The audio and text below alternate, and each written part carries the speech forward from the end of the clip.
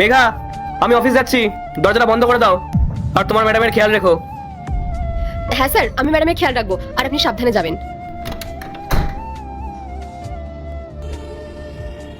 Madam, sir চলে গেছেন, এবার আপনি আপনার কাজটা শুরু করতে পারেন। যাক, আপদ বিদায় হয়েছে। শোন, নিচে আমার বয়ফ্রেন্ড মনোজ দাঁড়িয়ে আছে, ঠিক আছে? তুই ওকে একটা কল করে বলে দে যে রাহুল চলে গেলে ও যাতে উপরে চলে আসে।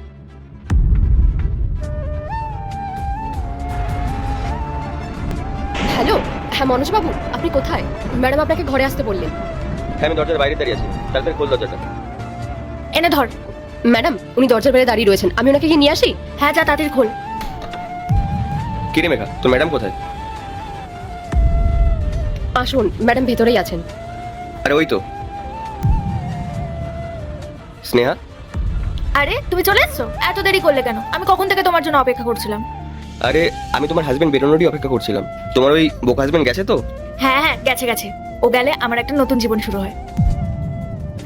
যা বলেছো স্নেহা, ওই অপদার্থটা আমাদের দুজনের মাঝখানে একটা বিরক্তিকর ব্যাপার। তুমি জানো, আমি আমার বরের 1,00,000 টাকার ঘড়ি সরিয়ে রেখেছি শুধু তোমার জন্য, যেটা আজকে আমি তোমাকে দেবো। সত্যি ও এক নম্বরের বলদ। আমি তোমার কাছে 20,000 টাকা চেয়েছিলাম, মনে আছে তো? তা মনে থাকবে না? আমি ওই বলটার এটিএম নিয়ে রেখেছি, তুমি অত চিন্তা করো না। আর সব কথা কি এখানে দাঁড়িয়ে বলবে? চলো ভেতরে যাই।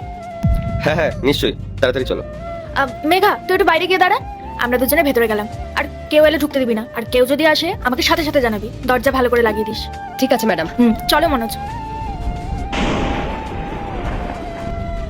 মেঘা, এসব কতদিন ধরে চলছে? স্যার, অনেক দিন। আমি বারবার বলতে চাইছিলাম, কিন্তু সাহস পাইনি। ম্যাডাম যদি জানতে পারতেন যে আমি আপনাকে সবকিছু জানিয়ে দিয়েছি, ম্যাডাম তাহলে আমাকে কাজ থেকেই বের করে দিতেন।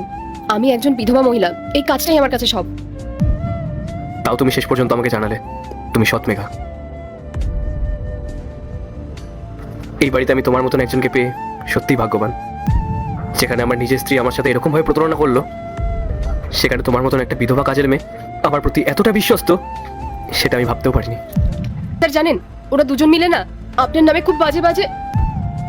আমি তোমার জন্য খুব খুশি মেঘা। স্যার, আপনি চলে গেলে না ওরা রোজই এ ঘরে এসে বসে।